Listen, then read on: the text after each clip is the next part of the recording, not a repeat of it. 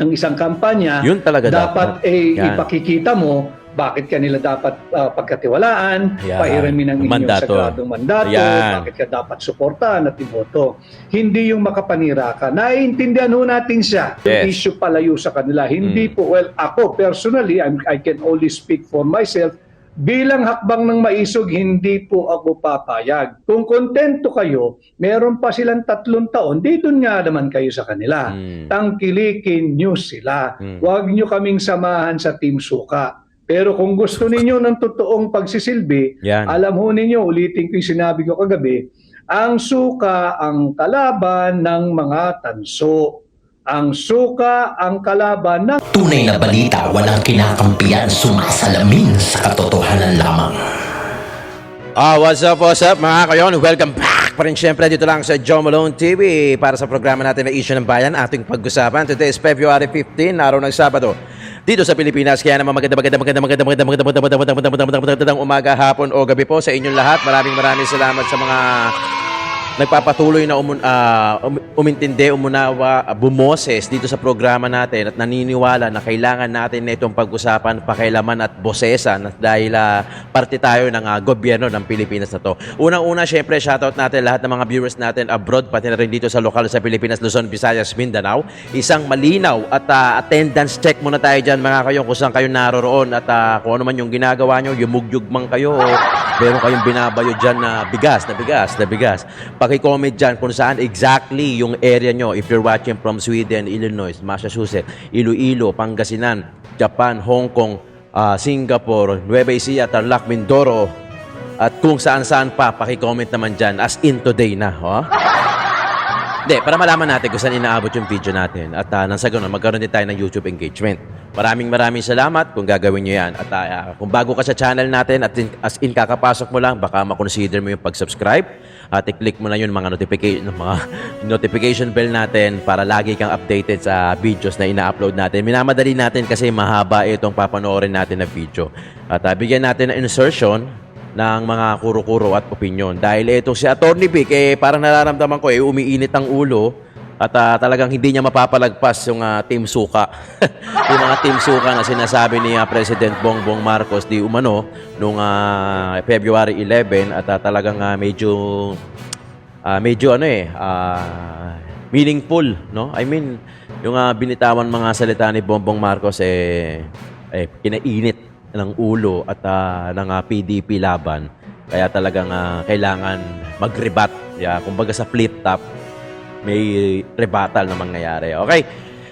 Paki-like and share din yung video natin mga kayon. Yan ang suporta nyo naman sa mga content creator na tulad namin. Ang inyong lingkod, Joe Malone TV. Huwag po kayong mag-alala. Ito pinaparooran nyo. Itong Joe Malone TV ay hindi na kailangan mamangka, sumayaw. Dahil hindi naman ako marunong sumayaw, mamangka sa dalawang ilog. Ako po ay isang DDS vlogger and I'm proud to be. And I don't have to fake it. Because alam nyo naman yan, di ba? Sinasabi ko naman lagi sa inyo yan. At sinasabi ko na ito na yung stand natin. Okay. Support VP Inday Sara for hashtag Protect VP Sara. Tapos hashtag Joe Malone TV. Diyan sa comment section. Okay, simulan na natin to. Medyo mahaba-haba to. Atty. Vic Rodriguez, number 1 sa balota yan. Nandito yung mga sinusuportahan natin. Atty. Vic Rodriguez, Codante Madoleta, Isko Moreno, Aulong Malipitan, Atty. Jimmy Bondok. Pastor Apollo Kibuloy. Simulan na natin to. Haba na ito. Okay, game. Wala pong nakakahiya Yes. na kayo ay pinabili ng suka. Huwag ho kayong makikinig dyan sa mata pobreng yan. Mata pobre. Yung mata pobreng yan. Oho, yung mandato niya galing sa atin, sa ating lahat.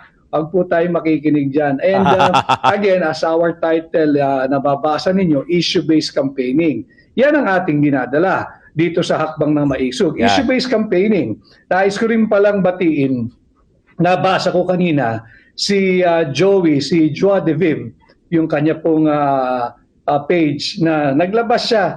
Kasi nga, sinimulan ho nila yung negative campaigning. Babalik tayo ngayon. Yeah. Hindi natin sasabayan yung negative campaigning. Issue-based po tayo, katotohanan. Kung gusto ninyo ng ganyan, gusto ba ninyong pag-usapan natin kung sino sa mga buhay ninyo? Salamat kay Joa de Viva. Salamat po. At may naglabas nito. Tanungin po ninyo dyan sa banat ng banat na yan. Yeah. Gusto mo bang pag-usapan natin Yan. kung sino sa buhay mo Yan. si Maya Santos? Boom! Gusto mo bang pag-usapan natin yung mga pangalang Richard Cambe, Uy. yung Jennifer Jen Corpus, Oh. yung Arman Padilla, Oh. Pasabog. yung Zenaida Ducot? Ni attorney Gusto mong pag-usapan Vic yan. Rodriguez. Kung Oh, gusto mo, yan. okay sa amin. Pag-uusapan natin yan. Yan. At yan ay issue-based. Gusto mo bang pag-usapan natin yung affidavit nung tinaguri ang pork barrel queen na si Janet Napoles, Napoles. na dated 26 May 2014. Yan ba ang gusto mong tahaking landas? Yan. Kung gusto mong Aroy! pag-usapan yan, pwede. Total, masyado mong minamaliit ang ginagawang mangmang. Ang sambayan ng Pilipino, pag-uusapan natin yan. Sige nga, Gusto Atty. mo Vic. ng issue, pag-uusapan natin yan. Gusto mo bang pag-usapan natin yung biggest drug haul in the history of Philippine drug enforcement? Yung dyan sa Alitagtag, Batangas. Iyan ang issue natin ngayong eleksyon. Ito pag-usapan natin. Di ba? Total, kamo naman, minamaliit mo yung higit na maraming Pilipino na naghihirap. At karamihan nga dyan, ang mahal-mahal na nga ng bigas sa ilalim ng administrasyon mo.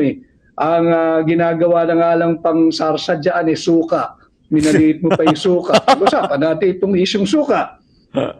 Yung vice scam Yan. and budget report, ito pag-usapan natin. Gusto mong ganitong usapin, hindi kami sasabay sa iyong negative campaigning. Aangat namin ang level ng diskurso ng mga usaping panlipunang mahalaga. Kagaya ng yung Alitagtag drug Yan haul. na. Ginalit niyo na- si Attorney Vic Ito, may dagdag lang natin. No? Sana sa mga campaign rally, lalo-lalo doon sa mga iba, sana wag yung negative campaign. Sana mas papakinggan kayo if you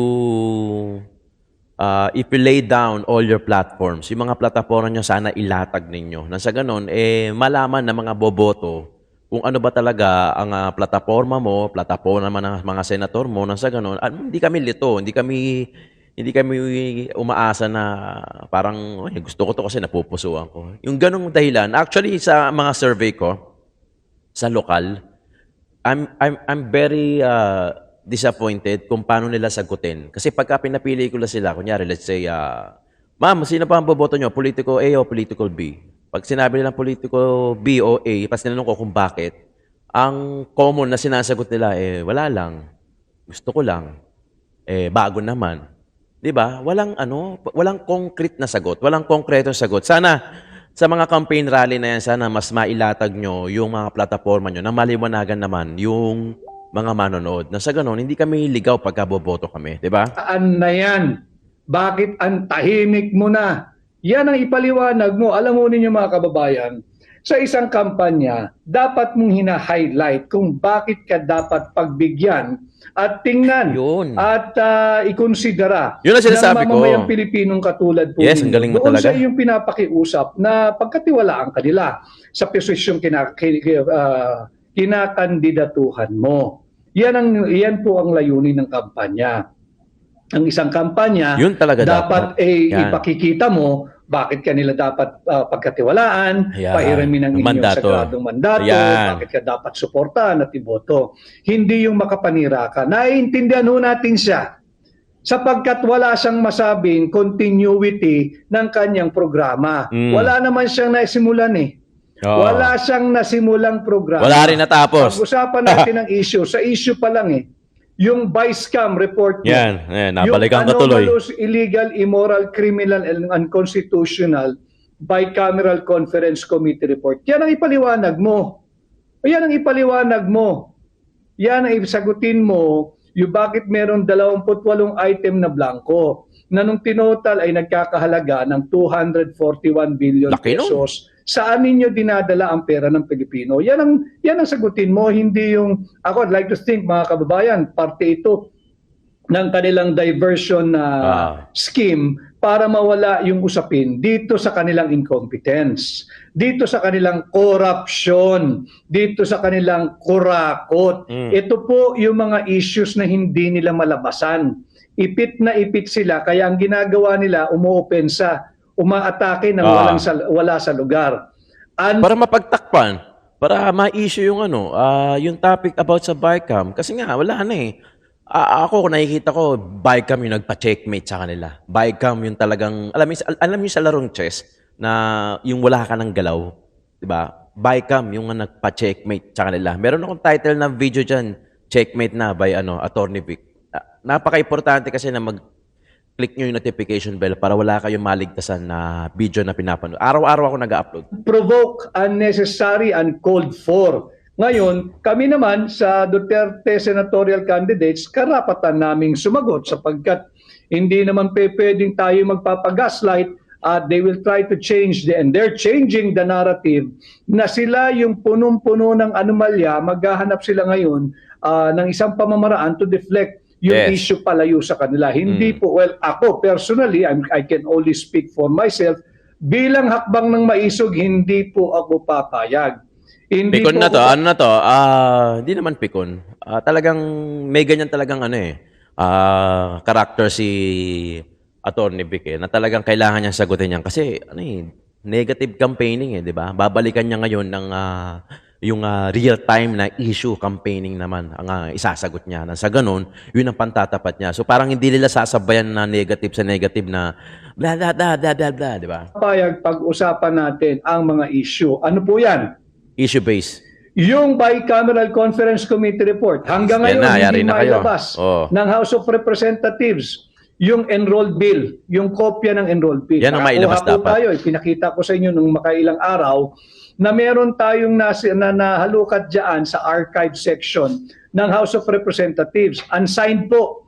Unsigned ng Senate President, Nako. unsigned ng Speaker of the House, unsigned ng Senate Secretary, unsigned ng Secretary General ng House of Representatives, unsigned ng Pangulo ng Pilipinas yung enrolled budget na nandiyan sa archive section ng House of Representatives. Hindi nila pwede sabihin draft yun.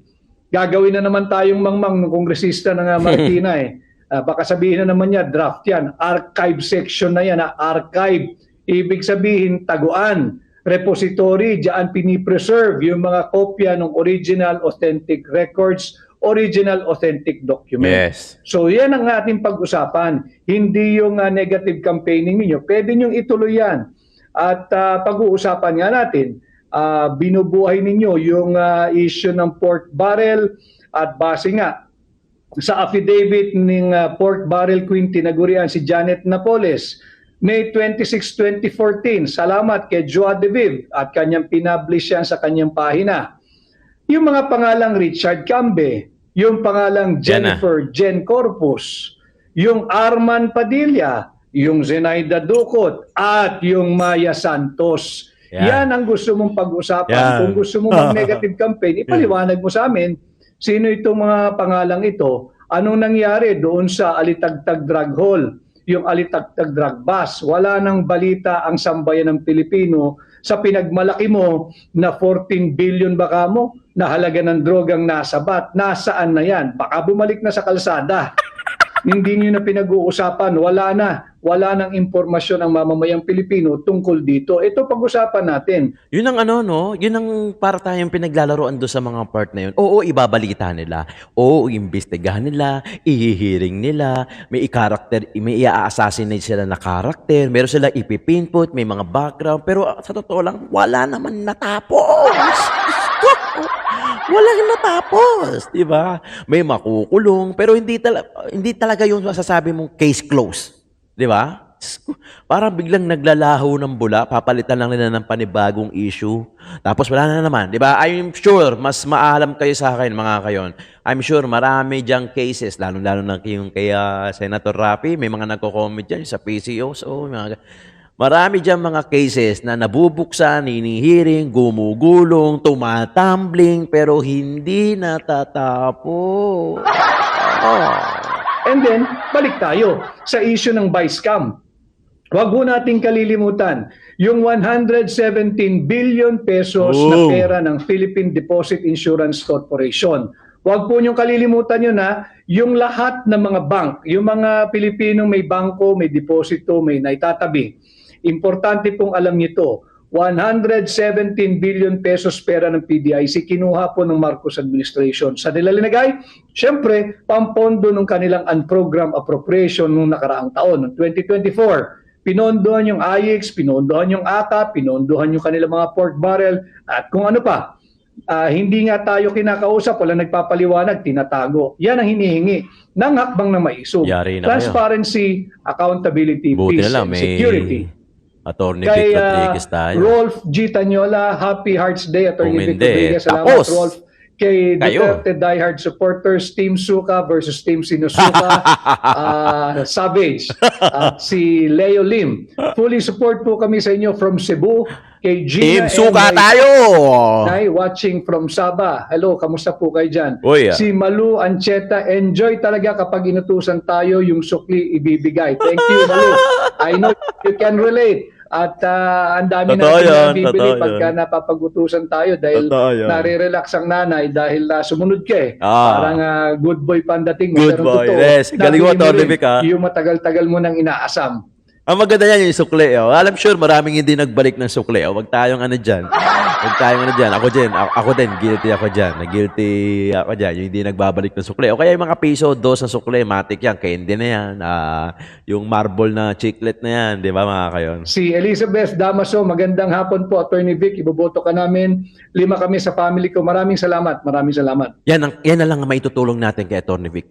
Kung makikita nyo, hindi ganun kagarbo yung campaign ads ni Atty. Vic compared doon sa mga iba na may pera dahil nakapangurakot na malakas na yung loob nila at magarbo na yung campaign ads nila. Pero kay Atty. Vic, eto lang, pa-live-live. Kaya suportahan natin yung mga ganitong klaseng kandidato na talagang talagang naggumagapang yan para makapag-campaign lang. So yun po yung issue natin. Yung 25 billion pesos laki nun. ng DBP, Aroy. yung 50 billion pesos ng Land Bank of the Philippines, yung 60 billion pesos ng PhilHealth. Saan ninyo dinadala ang pera naming mga Pilipino? Gusto nyo ng issue? Yan, pag-usapan natin. Issue-based tayo. Naglagay ako ng mga notes ko rito para maganda. I'm trying to make our life tonight a little light, but it cannot be. Marami po talagang seryosong problema ang ating bansa na nangangailangan ng mga seryosong taong kayang magbigay ng seryosong solusyon. Kaya ito po dito sa ating pakikipag-ugnayan sa inyo ng live, issue-based campaigning po ang ginagawa ng hakbang na maisog. Hindi naman kami nag-resort sa negative campaigning. Natataon lang na talagang lahat ng ginawa ng administrasyong ito panay negatibo. And let me just bring this one up to you. Kahapon po may lumapit sa akin regarding doon sa aking naging talumpati at sumasang-ayon naman po sila na palakasin ang mandato ng Philippine Drug Enforcement Agency. Lagyan natin ito ng kapangyarihan na magsagawa, utusan ang lahat ng taong gobyerno, elected or appointed, na sumailalim sa isang mandatory, open, fair, transparent, and credible hair follicle drug test. Importante po yun dahil sabi ko nga, Article 11, Section 1, public office is public trust. At lahat ng panahon dapat ay may pananagutan ang lahat ng taong gobyerno sa kanyang nasasakupan, sa kanyang nasisilbihan, in this case sa ating po mga Pilipino. So ito po dapat natin pinag-uusapan. May nagsabi sa akin, hindi ko nga alam negatibo na raw ang lahat ng ginagawa ng administrasyong ito. Minsan lang silang may pag-asang magpositibo. Tumanggi pa sumailalim sa drug test. Yun nga rin ho ang hindi ko maintindihan Negatibo na sila sa lahat ng ginagawa nila. Tsansa na magpositibo, tumanggi pa. So gusto ninyong issue-based, gusto ninyong sagutin namin. Yung inyong mga negative campaigning, sasagutin natin. Basta tanda lang din kayo. Nasaan yung 500 billion flood control funds? Wala na. Nasaan? Yan, sagutin nyo yan. Hindi negative campaigning to, issue-based ito.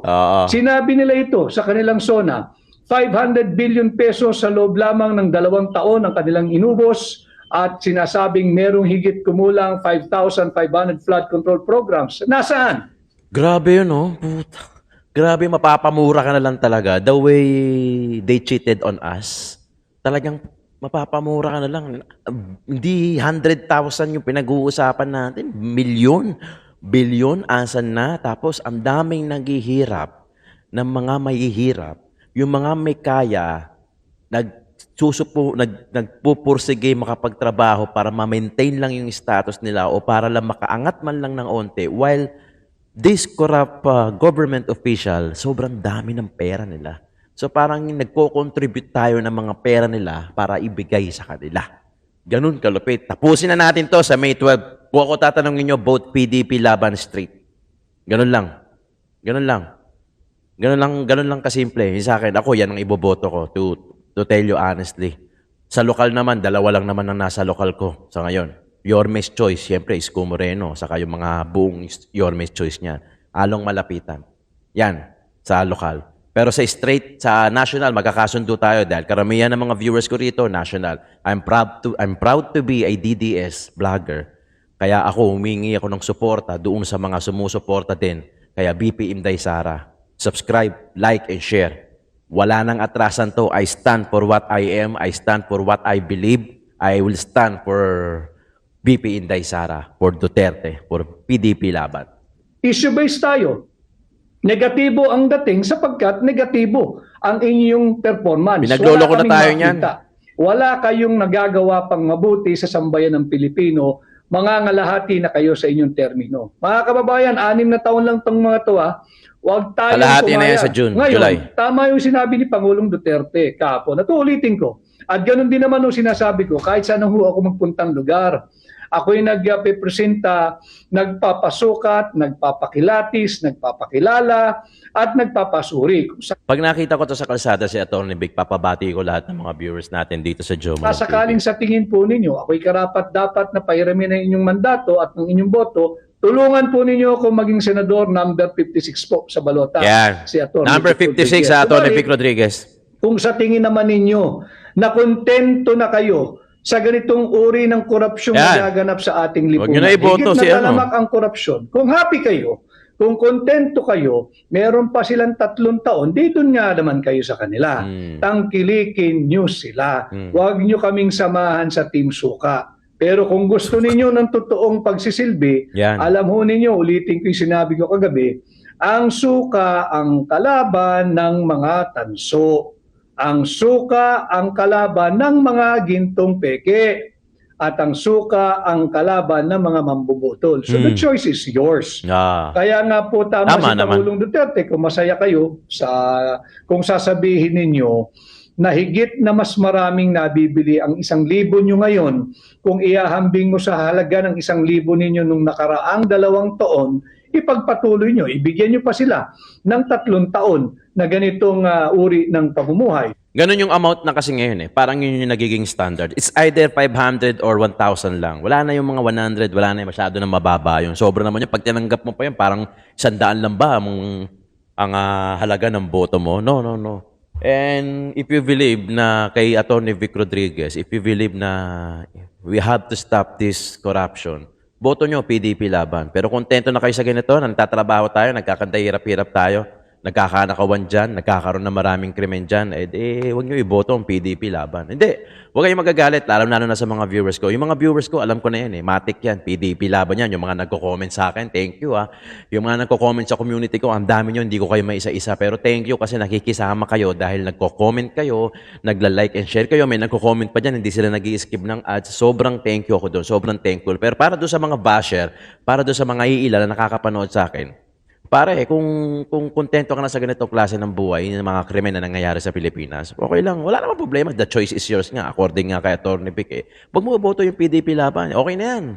Diba? Boto mo pa sila para talagang magkandaletse-letse na tayo. Total, pag nagkandaletse-letse naman tayo, kasi magkakasama naman tayo. Diba? Yun nga lang, nang damay ka pa. Dahil kami mga matitino, gusto namin tumino kahit papano at makatikim ng konting ginhawa itong Pilipinas. Pero kayo, patuloy ang pangabubudol nyo dyan at nabubudol kayo, ang tawag sa inyo, mga tolongges. Kung sa tingin ninyo na mas mababa ang droga at mas mababa ang kriminalidad dito sa administrasyong ito, di yung 3 taon, bigay pa ninyo uli sa kanila. tangkilikin nyo yung kanilang grupo. Pero kung naniniwala kayo na higit na mahirap ang buhay ngayon, walang trabaho, underemployment, unemployment, mataas ang inflation, mataas ang kriminalidad, laganap muli ang droga, hindi safe ang ating kalsada, dito po kayo sa Duterte senatorial candidates. Andiyan po kami kagabi, nagpakita po kaming lahat, kompleto kami, pakitulungan niyo po kami. Yes. And then, back to the issue again, 500 billion pesos flood control funds ginamit nila. Nasaan? Gusto niyong Wala na. pag-usapan ang issues natin, Wala na. panagutin po natin sila. Anong nangyari doon sa flood control Wala funds? na, Boss Vic. 200 inosenteng Pilipino patay. 200 inosenteng Pilipino patay, nalunod sa baha dahil ninakaw yung pera para sa flood control programs. Huwag po niyong kalilimutan yan. Iyan ay isang katotohanan. 200 inosenteng Pilipino patay dahil sa pagnanakaw ng pondo na para sana ay sa flood control funds. Yan ang ating pag-uusapan. Kay Marlo Magno, mabigyan sana ng transparency ang mga mamamayan kung saan ginagastos ang pera ng Pilipinas. Tama Yun naman po talaga yun. dapat. Yun talaga Pati dapat. po yung 25 tonelada ng ginto na reserve ng central bank natin, ng Bangko Sentral ng Pilipinas, nagbenta sila. Hindi malinaw kanino nila binenta. Wala akong sagot sila rito. Yan syempre, pong di na transparency. sasabihin. Kanino nila binenta?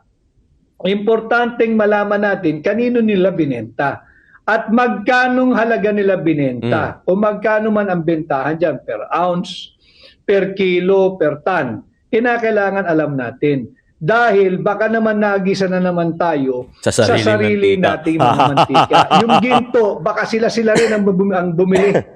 Ibinenta ng Bangko Sentral kung kani-kanino na sila lang din pala. Hindi po yung Bangko Sentral. Ito mga korap sa gobyerno. At baka sweetheart deal pa yan, bagsak ang presyo. Ito yung mga pananagutan dapat nilang ipaliwanag.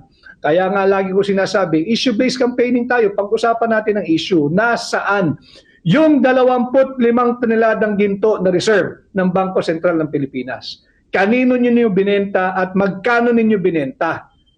Dahil sigurado tayo, kung ngayon papalitan yung 25 toneladang ginto na ibinenta nila, abonado pa ho ang Republika ng Pilipinas. Abonado pa ho tayo. Mangungutang na naman yan. Bakit?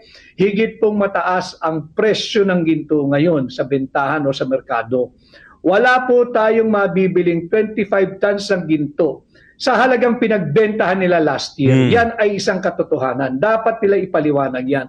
Saan nila dinadala ang pera nating mga Pilipino? At kaya Saan nga ba? Elisha Kim Wala 24. na. Maganda po talaga mga attorney ang makakapasok sa Senado para alam talaga ang mga batas, Totoo. hindi maging mangmang. Tama po 'yun. Yan. Maraming salamat. Sa tulong po ninyo, ang atin pong Duterte senatorial candidates, napakaraming magagaling na abogado. Saka mas maraming attorney sa PDP laban compared do sa Marcos senatorial slate. Sino bang attorney doon? Parang wala ata. I don't know, pero ang alam ko, mas marami sa PDP laban, di ba? Dahil puro attorney talo, attorney Jamie Bondo, attorney Dante Marcoleta, attorney Vic Rodriguez, si Lambino, attorney din yan. Si Sara, VP, ang ating VP, si Rodrigo Roa Duterte, mga attorney yan. So mas maganda talaga na kung sino yung mga gumagawa ng batas, hindi lang basta may alam sila sa batas. They should be a lawyer. They should be an attorney. Kasi talagang, paano ka gagawa ng batas? Kung alam mo lang ang batas, dapat nasa puso mo, nasa papel mo, nasa karakter, nasa ano ba tawag doon, nasa degree mo na ikaw ay mambabatas talaga. So, puso, papel, yung doing mo, yung being mo, dapat attorney ka. Nasa ganun, pag naggawa ka ng batas, incline, di ba? Even yung mga pagtatanong, incline, di ba? Compared do sa mga, di ba, yung sinasabi ni Congressman Rodante Marcoleta, yung Quadcom daw, nag-aastang piskal, di ba? Na hindi naman mga mambabatas. Although alam nila yung batas, syempre, madali naman yan. Magpasa ka lang ng libro, malalaman mo na, makakabisado mo na yan. Pero syempre, iba yung na talagang, iba talaga yung lawyer, attorney, saka yung mambabatas talaga. Di ba? Kay Roberto Dagil, 8458, Attorney Vic, sana mabasa mo ito. Binabasa ko na po, Robert Dagil. Papagawa kami ng malaking tarpaulin dito. Team Suka versus Team Isinusuka. Ilalagay namin dito sa labas ng mga gate namin. Robert Dagil, Galing. karapatan po nyo na magpahayag ng inyong suporta. saloobin. Basta't po private property ninyo at sarili po ninyong inisyatibo. Wala po kami magagawa kung hindi magpasalamat. Maraming salamat. Ngayon pa lang, maraming salamat. Thank you. At Doon sa mga sumusuporta kay Atty. Vic through verbal man yan o through an effort by doing like that, such that na magpapagawa ng tarpaulin o ibe-verbal nyo na let's say, even word of mouth nyo na, ito magaling sa Atty. Vic, itong iboto natin. In behalf of Joe Malone TV, thank you dahil naniniwala din kayo kay Atty. Vic. Ako din naniniwala. That's why isa to sa mga number 1 na balota ko. Actually, PDP laban straight tayo. Wala na, hindi na ako tumitingin sa iba. Ito na talagang content natin. Ito na talagang magiging usapin natin dito. It's all about PDP laban. It's all about issue ng bayan. Wala akong kailangan panigan maliban sa PDP laban. Wala akong kailangan na ipakita sa iba o magsayaw man dyan sa linya na yan. Mas maganda nga, i-isolated na natin itong viewers ko eh. 'Di ba? Yung mga hindi DDS dito sa viewers ko, okay lang. Sige, unsubscribe na kayo dyan. Alis na kayo dyan. Pero basta, DDS vlogger, yung mga sa akin, hindi DDS vlogger, DDS viewers ko, yung mga supporter ni VP Inday Sara, mga supporter ni Duterte, mga supporter ni Isko Moreno, mga supporter ni Along Malapitan, nila Atty. Jamie Bondok, nila Atty. Vic Rodriguez, nila Rodante Marcoleta, sa akin na kayo. Pakita nyo yung support nyo sa akin. Ang dami natin. Isa lang ang hinihingi ko. Check nyo kung di pa kayo nakapag-subscribe. Subscribe na kayo. Like and share ng video ko. At huwag nyong kalimutan na huwag mag-skip ng ads. Mahalaga yon dahil doon lang ako kumukuha ng revenue natin. Abangan nyo yung mga ating iba pang i-upload regarding dito. Maraming salamat kung gagawin nyo yan. Thank you so much. Talagang yan ang pakiusap ko sa inyo dahil wala naman nagbibigay sa atin. Even the Duterte o kahit sino naman, okay lang eh. Walang problema. Wag na sila magbigay. Kasi kumikita naman ako dito sa YouTube ko eh. Dahil sa inyo eh. Kaya nga nakikiusap ako sa inyo, di ba, na suportahan nyo si Joe Malone TV. Maraming salamat. Ituloy natin to. Maraming salamat, Joe Malone TV, para sa issue ng bayan, ating pag-usapan. Thank you sa lahat ng susuporta. Thank you sa lahat ng mga hindi mag-i-skip ng ads. Maraming salamat. Thank you so much.